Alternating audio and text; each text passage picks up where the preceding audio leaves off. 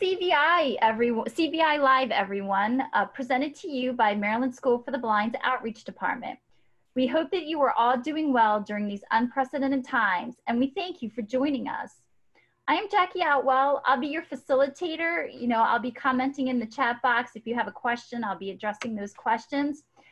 We are so excited to have Jenn Willis from Connections Beyond Sight and Sound to present to us today about the communications matrix. I just have a few housekeeping pieces to go over with you. This session will be recorded. There will be a poll for you to complete at the end. It is 3 simple multiple choice questions. If you could please do that, that would be wonderful. If you have a question, please use the chat feature. I think we're all probably becoming experts at Zoom, but if you can use Alt-T as the shortcut key to access it. And when appropriate, your question will be shared. We have an ASL interpreter with us today. We thank her for joining us as well. You will see her on the screen for the entirety of the presentation, as well as Jenn Willis's presentation. You will not see yourself, and you are all muted, just so that you're aware of that. I am going to go ahead and just let you know a little bit about Jennifer Willis. She's the project coordinator for Connections Beyond Sight and Sound. It's her 3rd year on the project. Her background is being a teacher of the deaf. She spent 9 years at Maryland School for the Deaf in their Birth to 5 department. And she was an intervener at Maryland School for the Blind with her deaf blind students before that. She has completed the Perkins-Roman CVI endorsement. I'm now going to turn it over to you, Jenn. We're so excited to learn from you. Great, thank you, Jackie. And in case I forget, at the end, you will need to launch that poll in order for people to actually complete it. Correct. Yeah, okay, so we'll do that after we're done. So welcome, everybody. Welcome to day 9,400,000 of quarantine. Thought that maybe we could use a little humor, so I turned my communication matrix into the matrix. Welcome to the matrix, like the movie. So we're going to talk about the communication matrix today. If I could figure out how to advance my screen. Maybe? There we go. So here are 2 websites for you. The first one is where the communication matrix can be found online. And that version is currently free. I actually went on there today, and starting in July, they're actually going to begin charging teams a small fee if they use it more than 5 times in a year. I guess everybody is struggling and finding more ways to need to make money, but currently it is free for users online, both parents and professionals. Or the second website that's on there, Designed to Learn, is where you can purchase the paper version. If educators or teams want to purchase the book version, that's where you would access that. So the communication matrix is the ideal assessment tool for children who are deafblind to assess their expressive communication, because it starts all the way back from the most pre-intentional behaviors, those infantile, just basic reactive behaviors, all the way up to abstract and formal language. And I know this is the CVI Live presentations for you all, so we will kind of connect later on how this connects with students that have CVI. But we all know that CVI is the leading cause of visual impairment in the US. And so due to the impact that that has on the brain, likely many of those kids are going to have some additional disabilities, probably including some complex communication needs. So this will be a good thing to tie in with those CVI strategies. So this is what the chart for the communication matrix looks like. After you've answered all the questions, this is the chart at the end where you graph the results. And so it's just something for you guys to look at the different areas of language that are being covered in this grid. The 4 reasons why we communicate: refuse, get away from something, obtain, social information, and information, and then the different areas of how the communication is used. So initially it's behavior, then we get into more of behavior used as a message, or I'm actually expressing something to someone, then into some more symbolic language, and then down into formal communication, abstract language.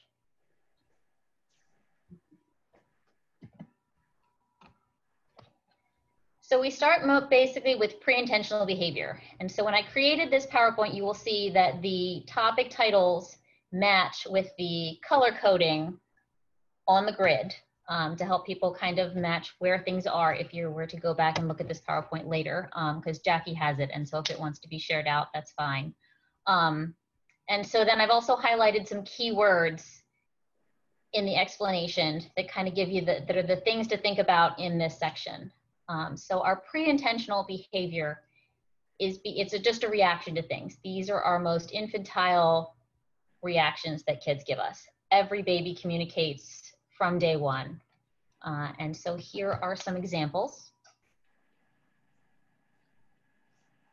Things that are expressed: discomfort, comfort, crying, body movements, facial grimaces, yawning, smiling, and for some of our more complex kids, that might be changes in breathing, heart rate, body temperature, all of just those basic instinctual things. And these are the things that parents are going to tell you, oh, I know what my baby wants, by the different types of their cries or how they move or their tone. But they're not really formal communication. So the second one is intentional behavior. These are the things where with your toddler child, if you put a cup of juice on their tray and they don't want that, that's not what they wanted, they're gonna knock it off.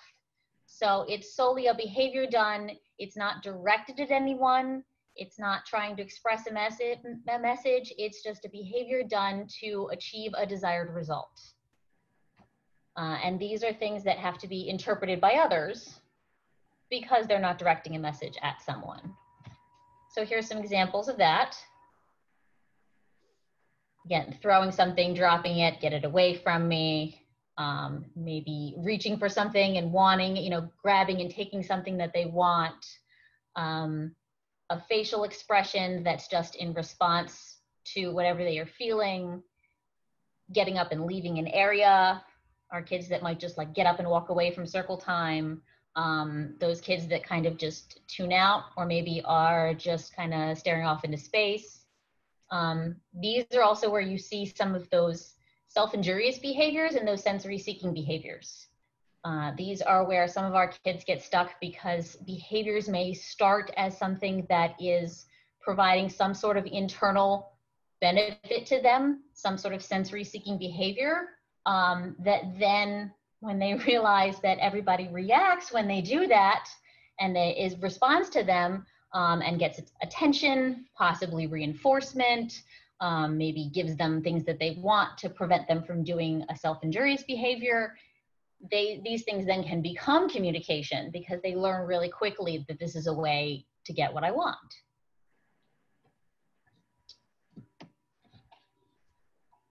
So our third one is unconventional communication. So this is now where if you stick that cup of juice on your child's tray, they actually take it and chuck it at you. So this is a desired message. They are expressing it to someone, but still using behavior or some sort of informal means that will need to be interpreted by the adult. And so here's some examples. Pulling someone's clothing, grabbing and dragging mom to something. So these are the things that you wouldn't necessarily see as socially acceptable. You wouldn't grab your coworker and drag them over to something to show them. You would probably tell them what you wanted to show them. Directing their facial expression at somebody. These are some things that you will see later on, possibly with blind and visually impaired children, but they still definitely find a way either by sound localization or by touch to direct their signals at someone. I worked with a little guy who he would blow raspberries And then other people would blow raspberries back at him. So then he realized that that was a way to engage with other people and something that he could physically do. So then he would look at you and he would start blowing raspberries. He'd look at anybody, even if it was somebody new and unfamiliar, he would start blowing raspberries at them because he wanted to engage in a turn-taking game. And this was a way that he knew how to do that. So this is those non-typical behaviors that are directed at someone to communicate a message.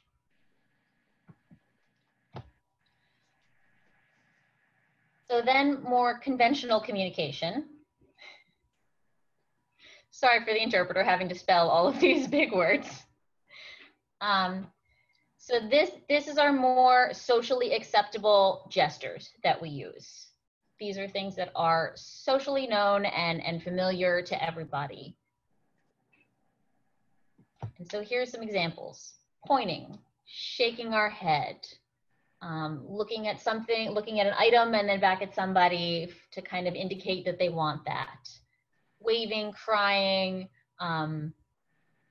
in more recent years, fist bumping has become one of those types of social gestures that we use. And nowadays it's probably the putting your hand up and to stop and to keep somebody 6 feet away from you is the new one.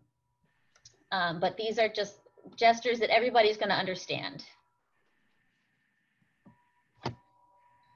Then we get into our concrete symbols. So this is where a lot of our students, where we start as educators, kind of laying a foundation for some of our nonverbal students. This can be a variety of things depending on what our kids can access. Pictures, certain icons, you know, patting the chair to tell a child to sit down, or actual physical things that resemble what the object is and what we want the child to do. So here's some examples. And this is where in a typical classroom, everybody, you know, teachers will have a visual schedule of some sort. That might be pictures, printed words, whatever it is to let the class know what the schedule of the day is. And so for our children with CVI, this may need to be provided in a different form that's accessible to them, and can start all the way back from object cues, which would be 3D objects. Typically, starting out would be the identical object related to what we want that child to do. So that might be handing them their shoe, having them look at their exact shoe that we want them to put on, giving them their spoon to go eat lunch, maybe giving them their washcloth when it's time for bath time to take up and use in the bath, and then can be moved to some tangible symbols, which is like the picture in the bottom right corner, which may be not exactly their shoe, but another type of shoe to symbolize that activity that they're supposed to do. So it could be, or some sort of other tactile texture material that gives them an indication of the act that represents that activity. But again, when we're working with kids with CVI, all of these things are going to need to take into account that child's phase, where that child is with CVI, stuff right now, and the modifications that they need. But I will offer. Okay. Ruth, I think your sound is on. Because people seem to be settling down a little bit. Some, you know, like they're settling into a meeting routine. that's going on at the same time. I talked with a dad today who was completely overwhelmed, but most of them are Do we know settling into a routine. Some of them just hit the ground running. Do we know that that's happening? Like I don't know just if they're aware of what's happening. what your work schedule looks like. There's a lot of their number right now to give a call. Yeah. Okay, great. All right, well, I'll go ahead and send her the Zoom. And I don't know how to mute her. There we go. There we go. She figured it out. Thank you. Okay, so then if we get down to, Charmin, are you okay? Yep. That was you. Sorry, okay. If we look at photos or drawings, again, that would need to be when that child is capable of accessing those with their in CVI, depending on what phase they're in. But we always want to remember with abstract symbols like PEC symbols, just the complexity that they hold. I mean, if you look at the one on the page here, if that word wait was not printed on there, I mean, it looks like two people sitting in some sort of hostage situation. They're often very hard to depict and understand what they're trying to represent. So just always remember to be careful with how abstract things are when we are trying to provide them to children to interpret and utilize for expressive communication. So then next up is some abstract symbols, which would start to be anything speech, signs, braille, printed words. But the key thing is these are used one at a time. And so this is a lot of times where we as teachers might push ahead or forge ahead and go, oh, great. This child or student has maybe, 3 single signs that they use or 5 spoken words that they use to request their favorite things. Great, we can drop all of these other supports. We don't need any of those things anymore. And we're gonna really push for them to start just using language or using a real formal communication system, even if that's a device of some sort with lots of pictures and folders and vocabulary. But the problem is that just because we are, students are starting to move into this area of expressive communication does not mean that they don't still need all of those additional concrete forms and supports from those earlier levels of communication to really get their point across for a wider set of purposes. So some of our kids might be, and that's the purpose of the chart that you'll see, there might be scatter skills. And so kids might be in different levels of communication for different functions, or just emerging in one area but stronger in another. So we can't just drop everything from a former level, and really push them forward until that they are ready and capable of doing so.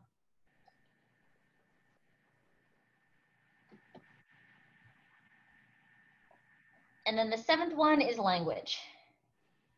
And so this is where kids start really combining symbols and adding in those grammatical rules. And so this is 2 or 3 signs together. I want juice. It was interesting. I thought I modified my PowerPoint on this slide and I'm not seeing it here, but that's okay. So want juice or play finished. So that could be signs, spoken words, whatever it is. And it follows, we're starting to follow some grammatical structure. There it is. That's where I edited it. In our example, so combine symbols, maybe 3 spoken words, more drink please, or play finish. And I put those in capitals because that's how we gloss, that's how we print ASL. So that would be 2 signs together. And this would be where we maybe incorporate a more complex AAC device, an eye gaze device. But again, all of these are going to need to take in consideration the child's CVI abilities as well. So once you have all of that information, how do we help to kind of move our kids from one place to the, from one level to the next? And really that comes in the form of dislikes and dislikes form, which the website is down the bottom that you'll see. And so this comes from the Washington State Deafblind Project. And so this is just the likes page, but they have an exact identical one that's for dislikes as well. And so this is a way to start, filling out and determining what is the child motivated by? What does the child seek out and motivated by to communicate about? Because that's really going to be what helps kids determine an expressive way to communicate and want to communicate. We could give them a 100-picture core board, board with the core vocabulary words. And if the only thing that this child wants to ask for is how to get out of their chair and roll around on the floor, and they don't have a symbol on their board to ask to do that, they're never going to do that. They're never going to have motivation to communicate the other things that we want them to communicate about. So expanding expressive communication stems from what our kids are motivated by, and that's your likes and your dislikes. So either motivated to get or maybe to get away from. Do we have questions yet, or should I just keep in mind? Are we good? You have no questions at this time. All righty.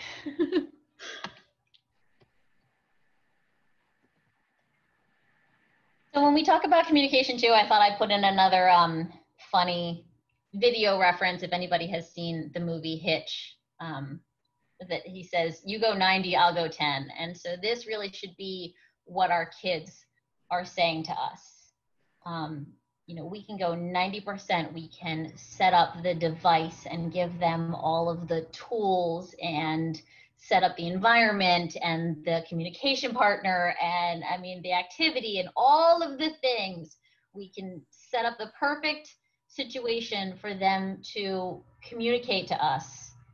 But if we don't sit back and wait and observe how our children respond, let them come that extra 10% to us, then we're never going to understand and really receive their message.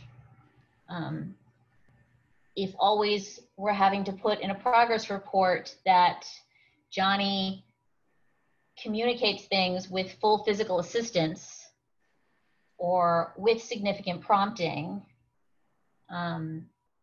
or 50% of the time inconsistently, how are we really able to judge what our students are trying to communicate?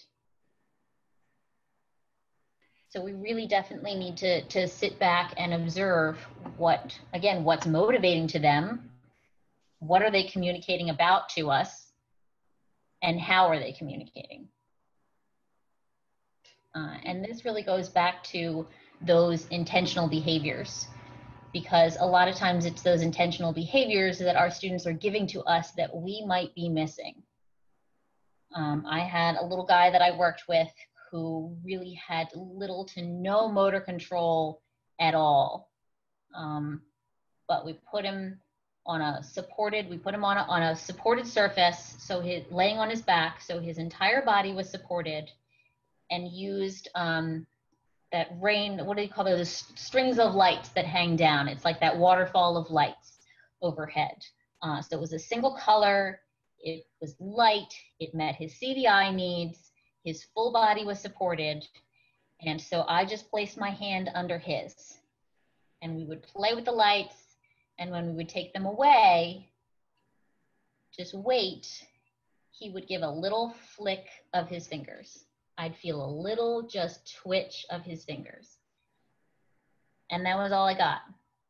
And so with our kids that are multiply involved too, we often have to over-interpret what these messages are that they give us.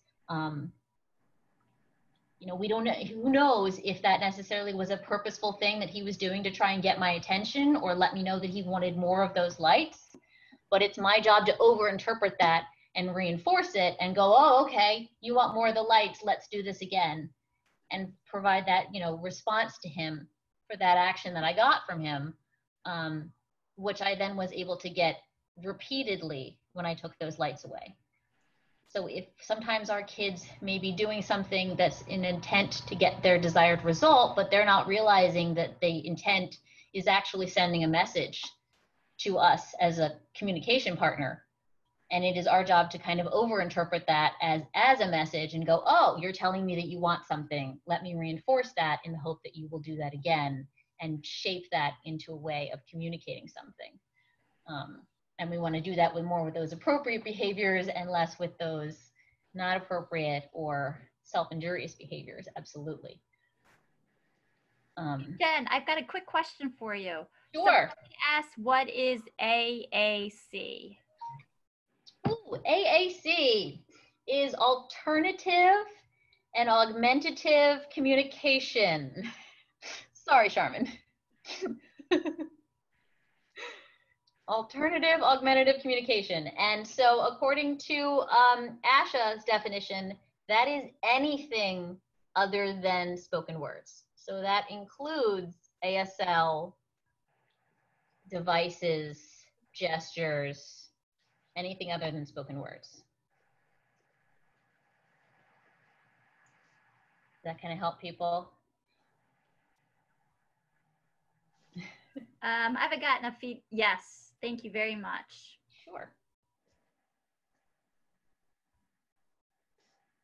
Another thing, so with our intentional behaviors, because this is also where a lot of our kids get stuck from, and where a lot of times teachers have struggled to move from that area into the next level of communication. We really have to think with our kids on creating something, an alternative behavior or an alternative gesture that they are capable of doing and is accessible to them at all times.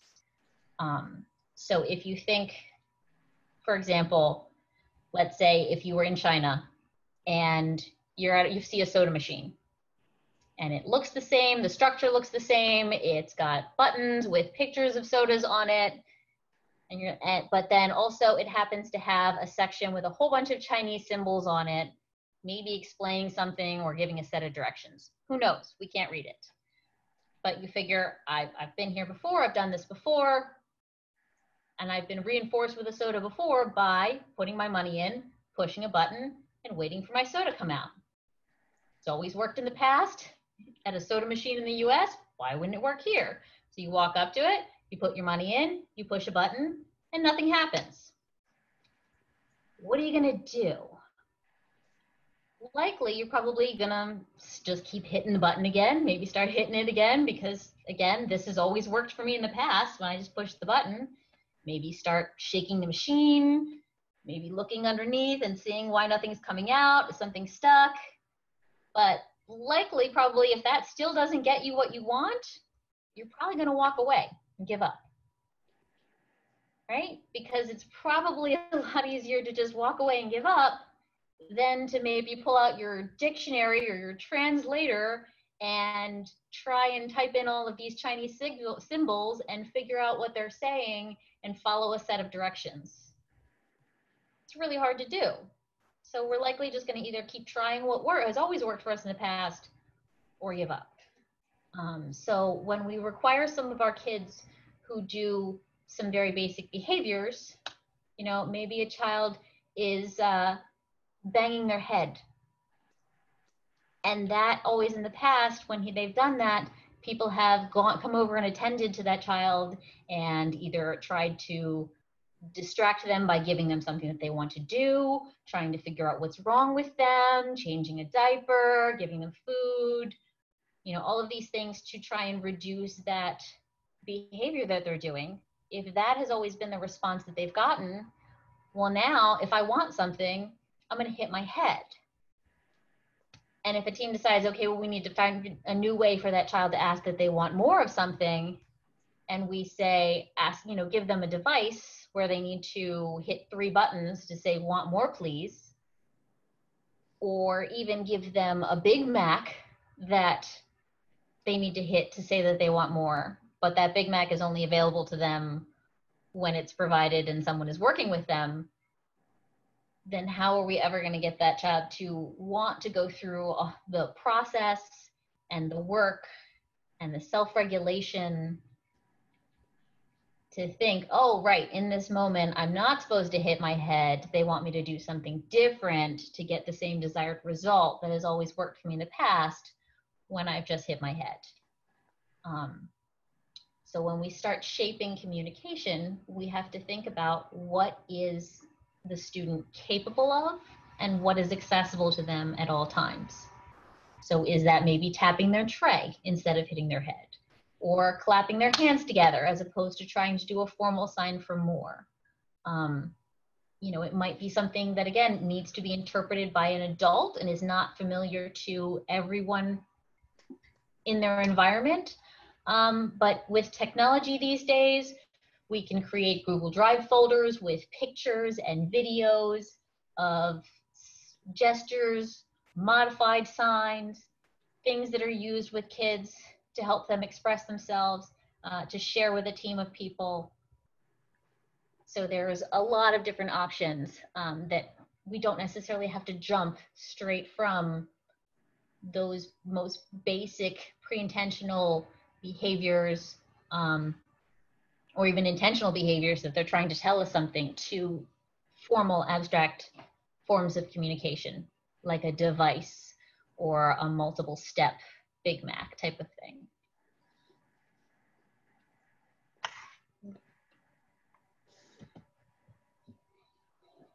So now the question comes of, how does this relate to CVI? And so for anybody who is interested in this form, if you want to, my email is going to be on the last page, and so feel free to send me an email, and I can send you this in a PDF. But the project coordinator, the person who does my job in New York at their deafblind project, and I are working on trying to create a chart of some sort, a guide for everybody, where you can take the child's CVI range score and their communication matrix score and kind of pair them together and have a set of strategies and modifications that help you determine what the appropriate type of AAC might be for that student to use based on those two factors. I keep seeing the chat box blow up and it's visually distracting me, so I was just making sure we're good on questions. No, we are not. Someone had just mentioned that for their multi-handicap sensory impaired students in our system, we use the every move counts, clicks, and chats to help determine purposeful, and she put in parentheses, intentional responses to stimuli, so we can help set up some communication intent. That's great. Every move counts. I don't think I actually know that one. And then who is the counterpart in New York? Chris Russell. Okay. Every move counts and clicks. That's interesting. Okay, I'm gonna have to look at that one.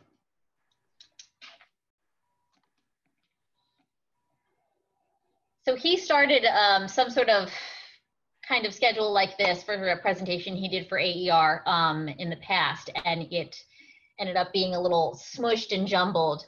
So we're kind of trying to formulate something that's a little bit more reader friendly.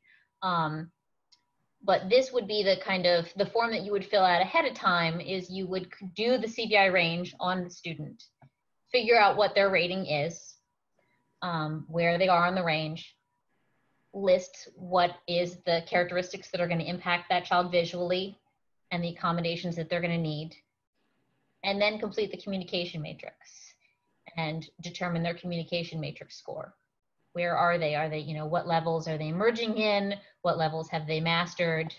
And then that kind of will give you a place that you can go down to the third box and kind of match those two. Are they an early phase 2 child that is a concrete communicator? Okay, great. So if we know that they are a concrete communicator, they're going to be needing to use objects, photos, picture symbols, that type of thing. And with their early phase 2 child, we know that those concrete objects are likely going to need to be 3D, possibly 1 to 3 colors, maybe incorporate some movement on a contrasting plain background. So those types of things. So really when we take into consideration what type of AAC we are creating for a student based on their communication score, if we don't take into consideration their CVI score and the modifications that they're going to need, it's still not going to be accessible to them. So really these two things do go hand in hand when we are trying to create communication systems for our students with complex needs. And so really,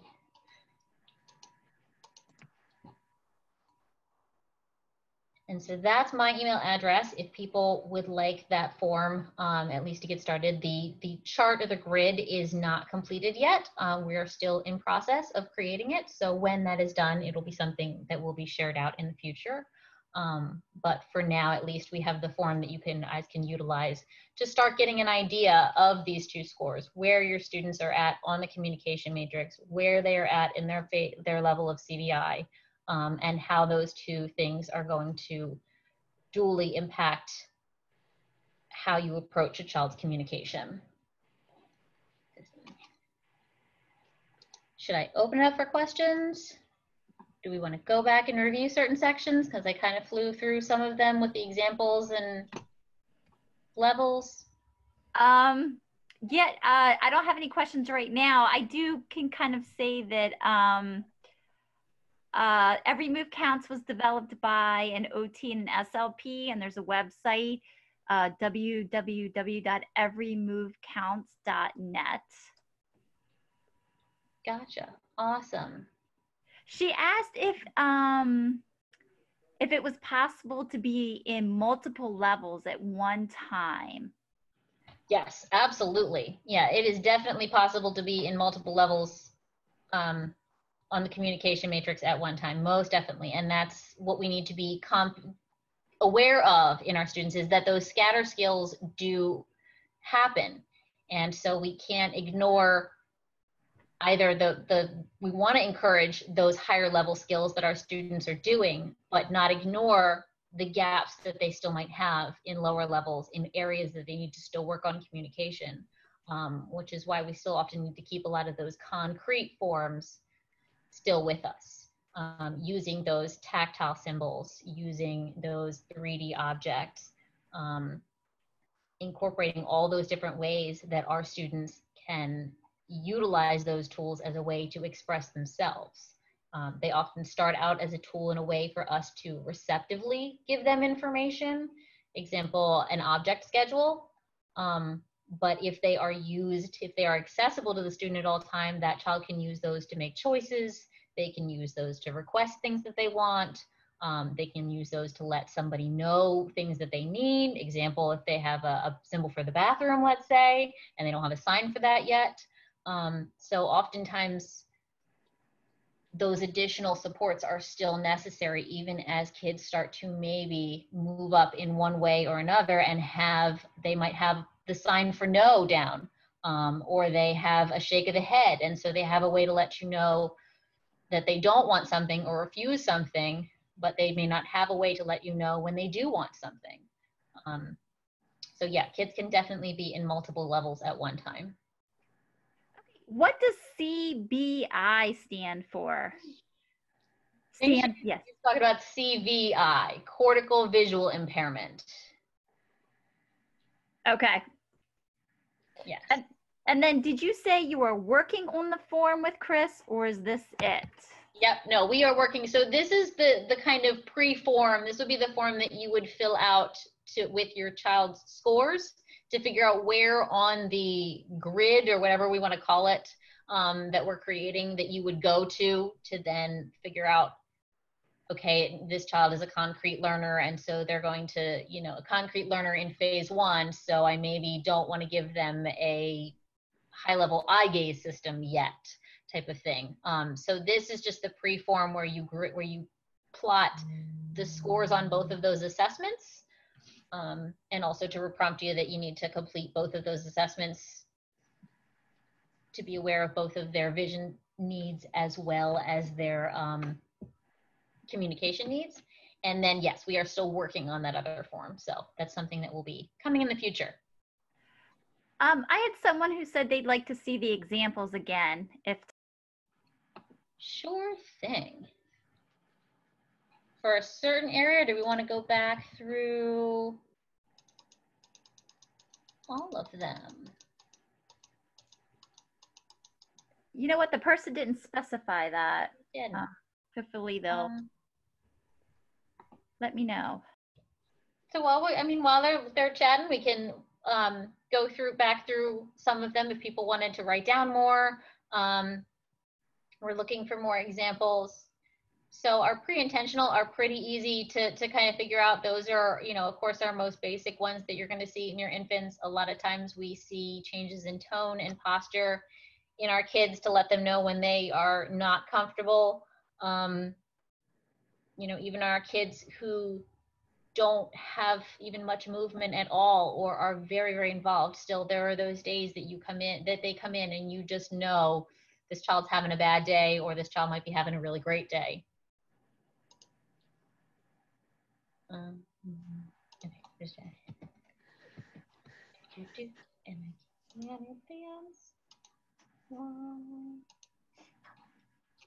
Intentional behavior, like we talked about, is really that's kind of our pivotal one where we see a lot of our kids start to tell us something, because it's not directed at us, but the things that they do by their actions kind of let us know maybe that they do or don't want something.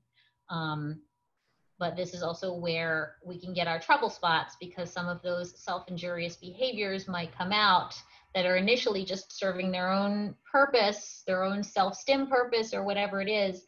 But if those are reinforced, because of course we can't let our kids hurt themselves. So of course people are going to react and engage with the child. But if those are continuously reinforced, that's how they can become communication later on. And get some of our kids can get stuck in that very quickly, because again, that's an easy thing. They're very capable of doing it. It's with their own body. It's right there. It often can become a quick reaction to something. And so it's their go-to for getting their needs met or their wants met, because it's quick and easy, and then it doesn't require them to have to think, oh, well, wait, hold on, I'm supposed to hit this button, or I'm supposed to use this sign, or I'm supposed to do this higher level advanced thing. They don't necessarily have the self-regulation yet to go through that thought process. They're just going to go for whatever gets their needs met. So it really works, you know, a team has to work on finding ways to, you know, other behaviors that can replace that, but that the child is capable of doing, that is accessible to them at all times, to kind of help shape that behavior into something more appropriate. Okay, great. Oh, I'm sorry, are you still going? Oh, I don't know. I mean, no, I was just going through the examples again, unless somebody said specifically they wanted one or the other, or. Okay, because I've gotten some other pieces. Just somebody said this was great. Someone had posted, some professionals on our team are very concerned about maximizing access to vocabulary. They advocate strongly for AAC devices with 60 to 100 icons per screen for students with CVI and multiple impairments. They suggest that it can be made accessible by simply utilizing auditory scanning as opposed to vision. I struggle with this as it is dynamic, fleeting communication, and it requires my students to have good timing to select words. They say model this for several years and eventually students will pick it up.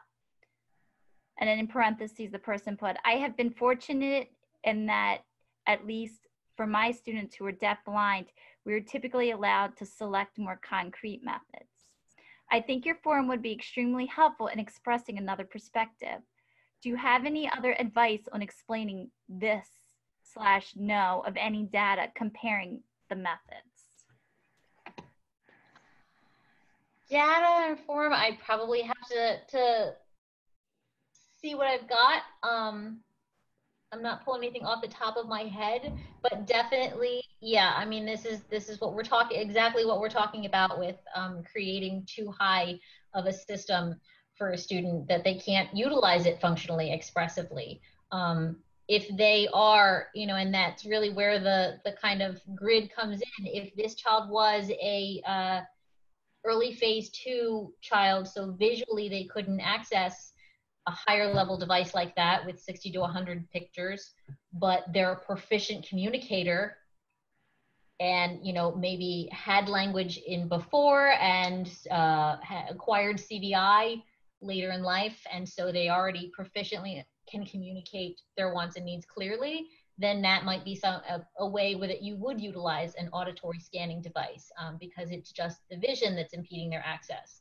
But if they are not a proficient communicator at that point, yeah, of course, something to that level is not going to allow them to independently be able to express their wants and needs clearly, even with that auditory scanning piece included in there. And so that's where we back it up, definitely, down to a more concrete form to them, or a more unconventional gesture form to where that student might be capable of making some choices and some expressive things independently. It doesn't mean that we necessarily stop modeling more advanced forms of communication. We absolutely never stop exposing our kids to language and modeling more advanced forms, but if we don't give them the tools at the level that they're at to be able to use spontaneously on their own, then they're going to be missing the opportunity to actually communicate something to us. Okay. Someone had said that they love this matrix tool. Any suggestions when an IEP or IFSP team is rushing? They said seasons, and I think they meant another word. The seasons for a student functioning at below, say, 9-month cognitive level, accidentally or emerging cause and effect, and is given a Big Mac switch with verbal recording, for example, tickle me out, like a tickle me Elmo, and parent buys into this communication. Oh, wait, probably when they're rushing the levels for a student. So a Big Mac switch or something, some sort of communication switch. Of course, our SLPs love those things, and they don't not have a purpose. They do have a purpose for some of our most concrete communicators. If we can record them with a message that directly refers to the referent that word or whatever is on that Big Mac is referring to, and can be immediately reinforced. So, for example, you know, for a 9-month-old, that might be, say, you know, it says on their mommy, and the whole purpose of that child hitting that switch is that they want attention, that they're asking for attention from mom. And so every time that child hits that button, mom needs to reinforce that, or somebody needs to reinforce that and give that child attention. So it directly is used as a way to gain something. In a classroom, in a preschool classroom, it might be that the Big Mac switch says hi on it, and so that child uses it to go up to each of their peers in the classroom and hit the switch to say hi and have a communication interaction with the other students in the classroom. So it needs to directly refer to something and be immediately reinforced. If it says I want more and the child's just allowed to hit it over and over and over again and never is responded to or reinforced with more of that activity, then it's not going to be a purposeful use of the tool. So you don't necessarily, you know, with a team, you don't want to say, oh, let's take this away, but can we find an appropriate way to utilize this and also give them some other suggestions or some other strategies, maybe some concrete materials, talking about an object schedule, those functional objects, concrete objects within that child's world to kind of supplement using that Big Mac switch, because that Big Mac switch is going to be completely unpurposeful if they're using it for everything and just reprogramming it to say whatever they wanted to say in that moment. Does that make sense? Does that help at all? If they program it to say tickle me and they want that, you know, they use that in an activity where it says tickle me every time and mom buys into that, you know, and they use that repeatedly. But again, have the discussion with the team. That's a one-time, that's a very isolated situation. That child's only going to be able to use that thing in the moment when they're playing that tickle game. And it's probably only going to be available to them at the time when they're playing that tickle game. So how do we use that then to expand that child's ability to communicate at all times and about a variety of things? Even if the cause or effect is accidental, is it appropriate to model at 9-month or a less cognitive level?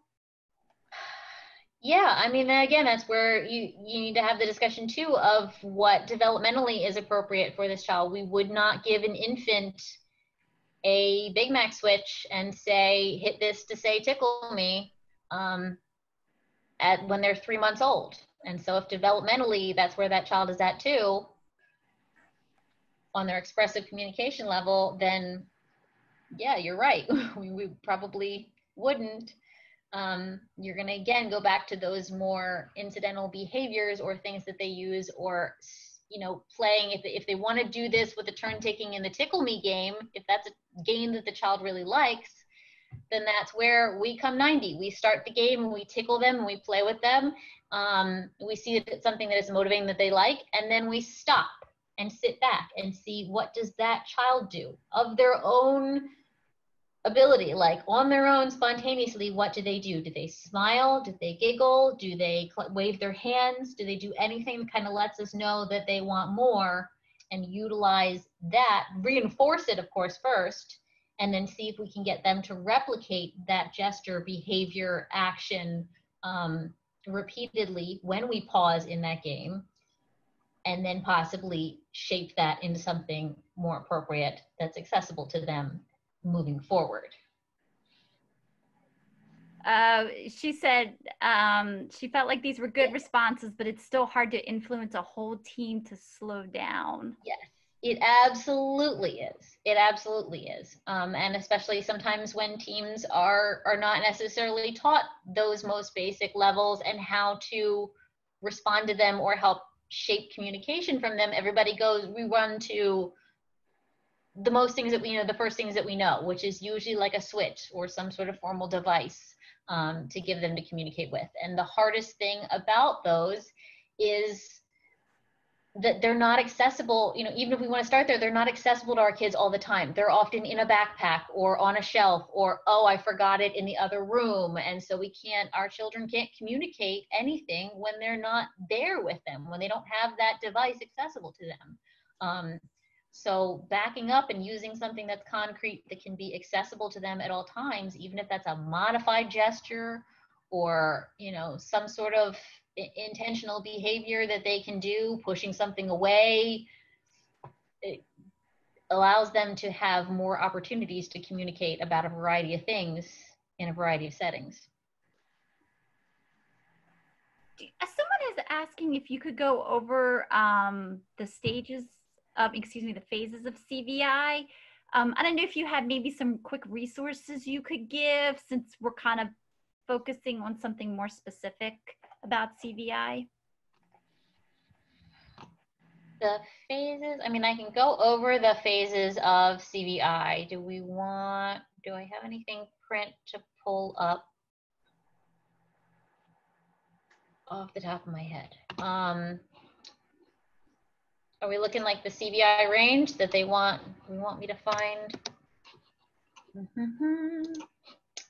Let's see if we can even Google to pull up.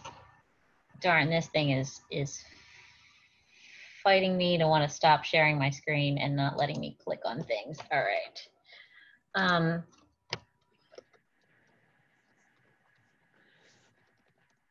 So we know CVI is broken into 3 phases. Phase 1 is our just most basic looking behaviors.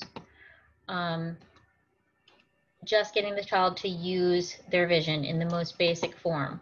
Am I not coming up with anything? Am I looking in the wrong place? Probably.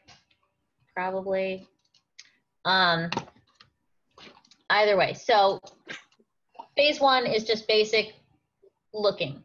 We're not really incorporating functional skills, reaching out, accessing toys, manipulating things. The child's just basically using their vision to look.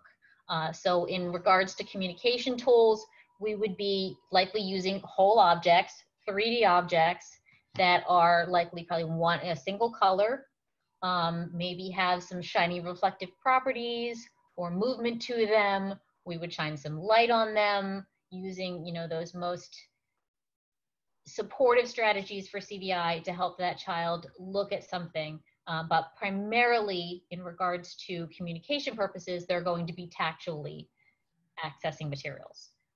So it's going to be those 3D objects that we allow them to feel and manipulate tactually to determine what it is and what activity it refers to.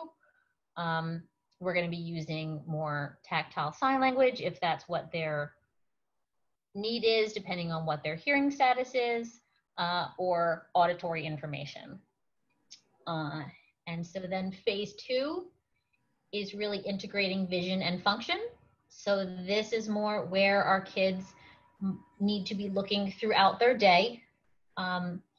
Phase 2, we kind of do break down into 2 phases, to early phase 2 and late phase 2, because our early phase 2 kids are still primarily using 3D objects, maybe able to handle something that has 2 to 3 colors potentially. If it's still something that's familiar to them, they may not need as much movement or light depending, but we want them looking at those objects. We definitely at that moment want our children looking at whatever the object is for the purpose of communication prior to engaging with it. So looking happens first. So we would be showing them the symbol for whatever we're trying to communicate to them, and then presenting it to them tactually for more increasing understanding. Our kids who are in late phase 2 are able to handle even a little bit more complexity. We definitely want them looking throughout the day, using their vision for increasing detail on the objects, maybe determining what those familiar symbols are that they're using visually, and then possibly transitioning them to 2D objects, so photographs of the symbols that they're using for their communication system. And then our phase 3 students are able to access more 2D representations, so picture symbols, but still needs to be primarily photographs before we transition to more abstract pictures, and things need to be directly taught. Those salient features are your key to getting our kids from 3D to 2D and really utilizing, those pictures need to be directly taught. That is the biggest thing when kids start moving from 3D to 2D, and we see, oh, they understand these 3 pictures of their favorite items. Great, let's move to an entire picture schedule and get rid of these objects. Doesn't necessarily mean that they're going to be able to apply that understanding to everything that they see in 2D. So the CVI really does impact how extensively of a system a child can use. And so that's going to be your difference too between that kid who can use 3 pictures on a communication board versus the one who's being given 60 to 100 pictures, even with auditory scanning. If we want them to start functionally using their vision, that's going to be way too much. Well, Jen, I want to thank you so much for joining us today. It's 3:59. I did go ahead and launch the polling. If you could please complete that. I think you provided a wealth of information to everyone today.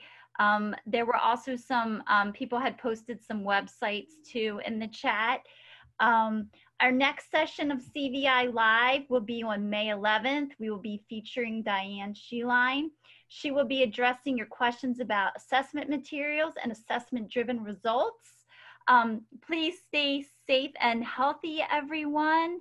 And we look forward to seeing you again. So thank you so very much. And just go, and I will send out the certificates to those who needed them for participation. Awesome. And thank you to our interpreter. And I'm getting a lot of thank yous. And I'm going to wait a second I'm going to stop the recording, but I'm going to wait to end the meeting so I make sure the poll gets